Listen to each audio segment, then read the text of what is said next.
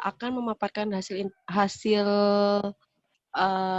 laporan kami. Ini anggotanya Mas Ginza, Gary, Izmi, Vincent, Cahyajati, dan Ma'ruf. Di sini saya akan memaparkan tentang identitas organisasi atau perusahaan dari Warung Spesial Sambal SS atau yang biasa disebut dengan Warung SS. Warung Spesial Sambal ini didirikan oleh Agustus tahun 2002. Jenis franchise berpusat di Yogyakarta yang sudah tersebar di Pulau Jawa, Bali, oleh Mas Yoyok ini sehingga mendapatkan inovasi dan kreativitas dalam membuat produk yang berbeda dari rumahan. Keunggulan dari warung SS ini terletak pada varian sambal yang disediakan.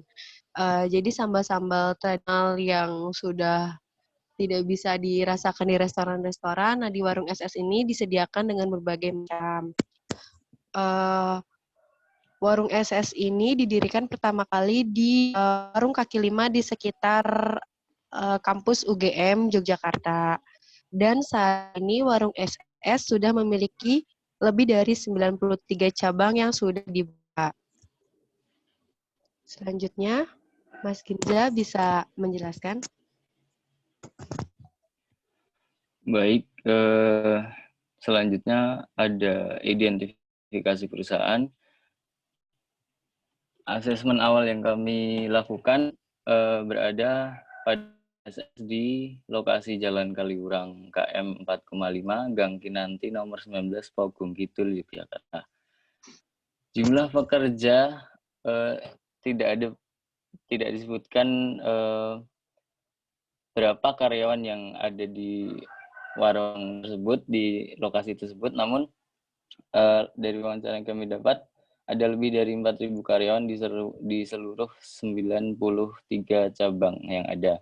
Nah, jadi lokasi tersebut ada 8 jam per hari dalam 6 hari kerja per minggu.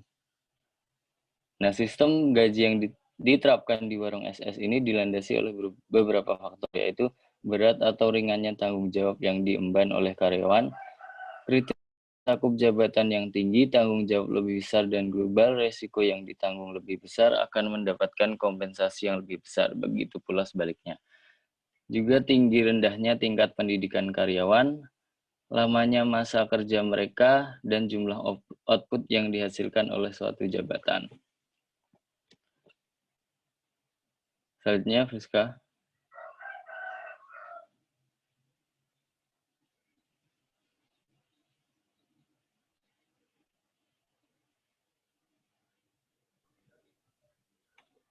Halo, Mbak Friska. Mbak Friska? Oh, mungkin di... Oh ya, maaf Pak. Oke, siap. Di sini saya akan menjelaskan tentang diagnosis permasalahan pada warung SS ini. Masalah utama yang dihadapi warung SS ini adalah tingginya turnover pada karyawan mereka. Serta pekerjaan perusahaan yang disebabkan dari lingkungan kerja yang menurut mereka tidak memberikan kepuasan serta kenyamanan. Sebab dari adanya turnover ini, karyawan yang tetap tinggal harus merangkap pekerjaan yang kosong tersebut dan dapat menimbulkan masalah baru dengan produktivitas perusahaan. Selanjutnya, Mas Ginza, bisa dijelaskan? Dari masalah yang didapat, kami melakukan rancangan intervensi. Nah, saran intervensi yang dapat dilakukan oleh perusahaan tersebut adalah menjalankan strategi yang bersifat investasi langsung dan tidak langsung. Investasi langsung ini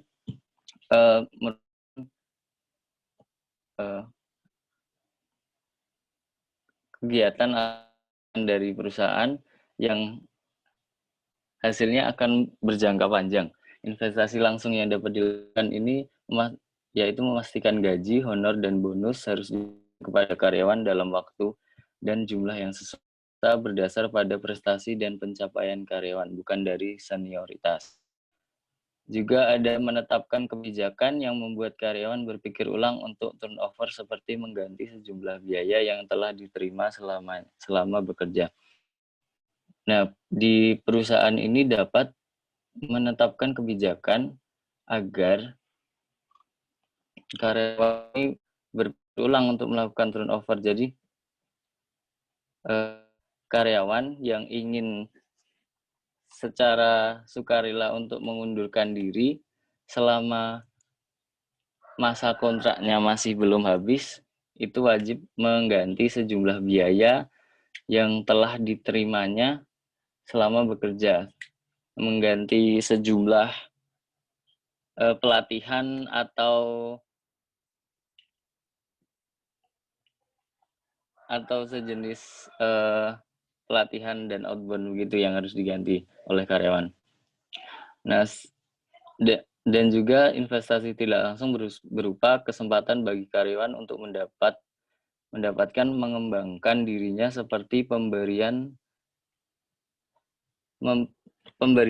pelatihan outbound atau peningkatan partisipasi oleh karyawan dalam pengambilan keputusan, sehingga karyawan memiliki alasan yang kuat dan berasa dirinya diperhatikan untuk tetap tinggal dalam pekerjaannya.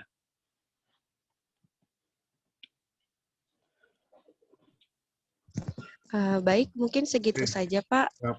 pemaparannya. Oke, kita sambil ngobrol aja ya, santai aja ya, Mbak Rizka dan kawan-kawan. Oke, ini siapa yang ada akses ke SS, teman-teman? Atau memang cari tempat dapatnya di SS, atau memang ada yang kerja di situ? Tidak ada Pak, jadi kami memang kesepakatan mau cari di warung SS itu Pak. Oke. SS ini kan bisa dikatakan perusahaan yang sudah cukup besar ya, banyak cabang ya, tidak hanya di Jogja ya, dan banyak outletnya. Kalau misalnya di situasi yang sebenarnya ya, untuk proses intervensi, memang kita bisa melihat keseluruhan organisasi atau bisa juga hanya melihat per outletnya. Jadi kalau misalnya teman-teman mau melihat per outletnya, itu juga nggak apa-apa sebenarnya. Tapi kalau mau melihat keseluruhan di semua perusahaannya, itu juga tidak apa-apa. Nah, ini kan yang diangkat sama teman-teman kan soal turnover. Ini kalau secara alur memang sudah terstruktur ya. Turnover ngefek ke produktivitas kerja karyawan. Mungkin yang dibuat lebih konkret, yang lebih detail, itu produktivitas yang seperti apa yang dimasalahkan. Artinya, turnover ini kan masalah yang mungkin umum ya di sebuah perusahaan. Tapi kita lihat dulu apakah memang turnover yang terjadi di perusahaan sudah sampai berdampak pada output perusahaan atau enggak. Kalau di kelompok ini tuh kan sudah tertulis bahwa berpengaruh pada produktivitas karyawan. Nah, ini produktivitas yang seperti apa? Itu kalau misalnya diperlukan, bisa dibuat lebih detail ya. Karena dari produktivitas sendiri tentu akan berpengaruh pada tujuan perusahaan, yakni profit atau mungkin pemasukan. Nah, ini teman-teman fokusnya hanya di satu outlet, atau menanyakan atau mungkin melakukan analisanya di beberapa outlet. Untuk ininya kami memang ke satu outlet itu Pak, yang ada di Oke. cabangnya itu Pak. Nggak apa-apa.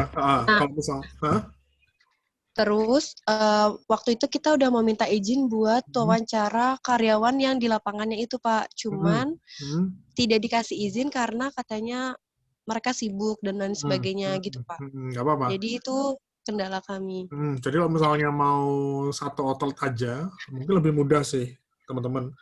Karena biasanya per outlet pun juga punya target kan, soal omsetnya kan. Nah, ini yang mungkin perlu diperjelas efeknya dari turnover, Mas, Mbak. kira-kira efeknya atau dampaknya terhadap produktivitas itu seperti apa? Mungkin bisa dijelaskan lebih detail nantinya.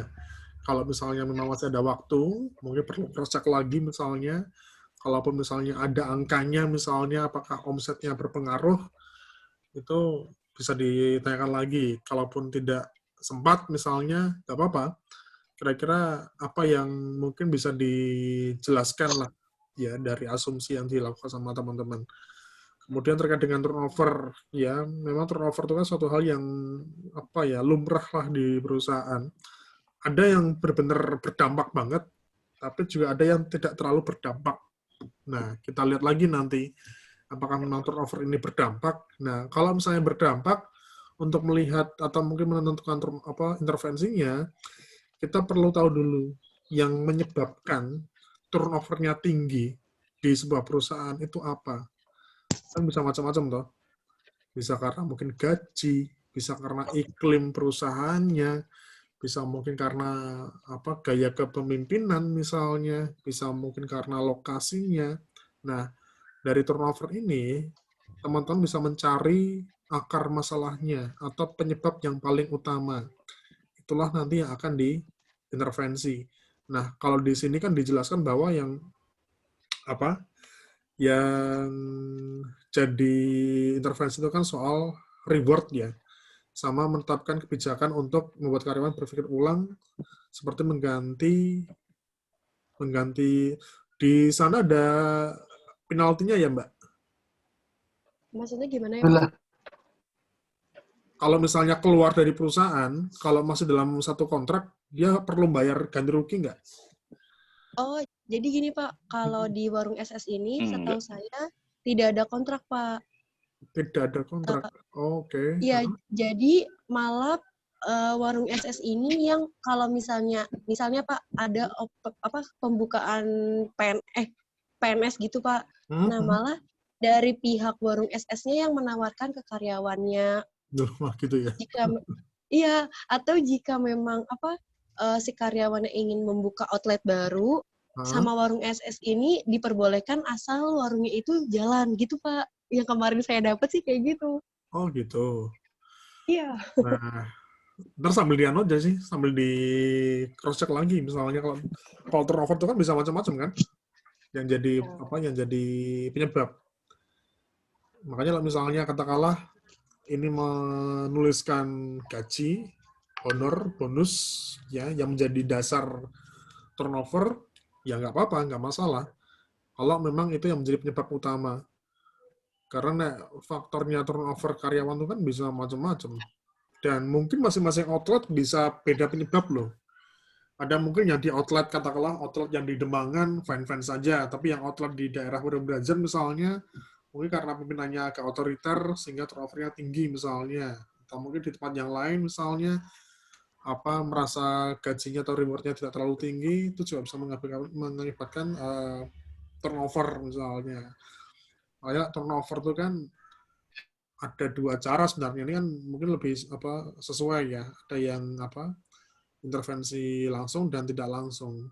Kalau yang langsung kita perlu tahu segera yang jadi penyebabnya apa, itu yang diintervensi. Kalau yang secara tidak langsung itu lebih ke upaya preventif atau pencegahan ya di masa yang akan datang bila tidak ada yang terjadi turnover lagi gitu loh. Kalau secara alur oke. Ya, cuma mungkin teman-teman perlu dibuat lebih detail lagi sih. Kalau soal penyebabnya atau dampaknya turnover apa? Ataukah sampai ke omset, ya, atau seperti apa, atau komplain dan sebagainya. Kayak misalnya, saya dulu cukup sering makan di SS, ya. Kadang lama penyajiannya.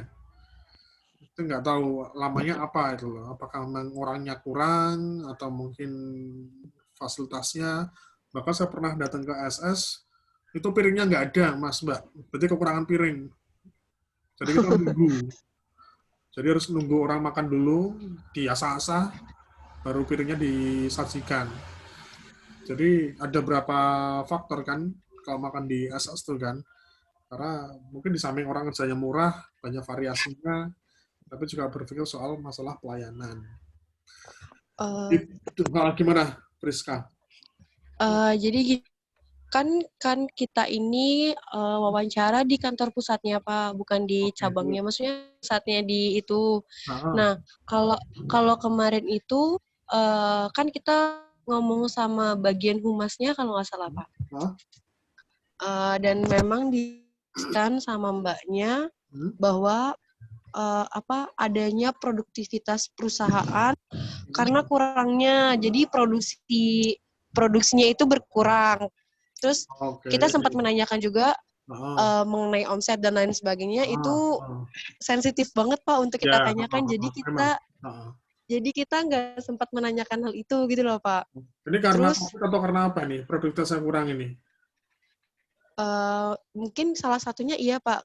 Cuman nggak dijelaskan secara ininya sih Pak. Cuman ibunya bilang katanya ketika ada karyawan yang mengundurkan diri, maka produksinya itu akan berkurang. Jadi Terhambat lah ya. jadi karyawan yang seharusnya satu job malah harus double job, ya kayak gitu Pak. Dan karena terbagi 2 job gitu Pak, akhirnya motivasi si karyawan ini jadi terpecah belah kayak gitu Pak. Jadi ntar Nggak ada apa-apa. yang gitu. Dicantumkan aja sebagai sebagai akibat ya dari munculnya permasalahan tadi. Oh iya Pak. Makanya kan kalau mau kita ngomongin permasalahan di perusahaan itu kan sebenarnya banyak banget. Kalau teman-teman yang sekarang ngambil P3 atau ngambil seminar, Anda mau cari permasalahan di perusahaan, di ruang lingkup karyawan, kan banyak banget. Makanya kan ketika kita memilih satu masalah yang dianggap paling penting, itu dilihat dari dampaknya. Apakah memiliki dampak yang paling luas nggak terhadap perusahaan. Nah, kalau misalnya memang turnover ini menjadi masalah yang paling berdampak pada produktivitas, pada outputnya perusahaan, nggak apa-apa, diangkat saja sebagai masalah yang nanti akan dilakukan intervensi sama kalian. Tapi yang namanya turnover itu kan penyebabnya bisa macam-macam ya. Jadi yang perlu kita intervensi adalah justru penyebabnya dari turnover itu sendiri. Kayak gitu. Ada lagi yang mau ditanyakan, teman-teman?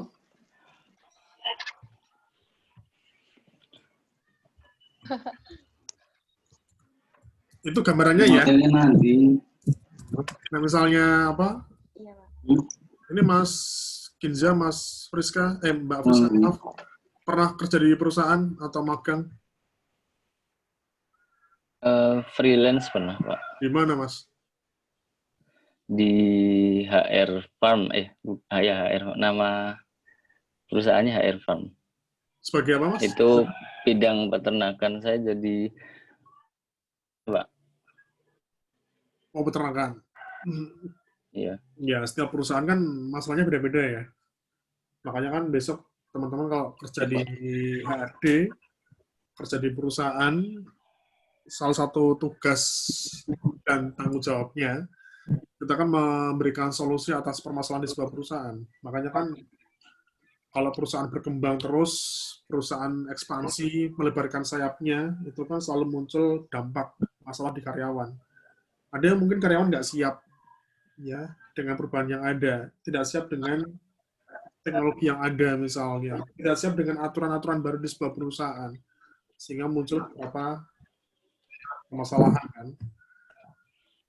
Kayak ini kalian kampus 1 ya, di kampus 3 itu kan ada perubahan jam kuliah toh, yang tadinya jam 8 jadi jam 7 pagi kan. Oh, kaget semuanya. Yang biasa mungkin jam 7 baru bangun, baru mau mandi, baru mau berangkat kuliah, ini jam 7 sudah masuk di kelas. Akhirnya apa? Ya udah kita merubah perilaku kan. Itu yang fungsinya bagian pelatihan, bagian HRD, ya merubah perilaku seperti itu, memberikan pelatihan dan sebagainya.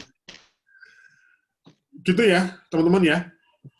Sementara, ya, ini saya rekam. Nanti kalau misalnya ada yang mau ditanyakan kembali ke saya, teman-teman bisa lewat grup ya. Nanti coba saya jawab. Ya. Itu aja, Mas, Mbak. Terima kasih semuanya, lancar semuanya ya untuk terima kasih, Pak. besok. Nah, ada kesempatan, ada rezeki, insya Allah bisa semester depan bisa ketemu lagi ya. Amin. Terima kasih. Selamat siang. Assalamualaikum warahmatullahi wabarakatuh. Sukses ya. Waalaikumsalam warahmatullahi wabarakatuh. Terima kasih, Pak.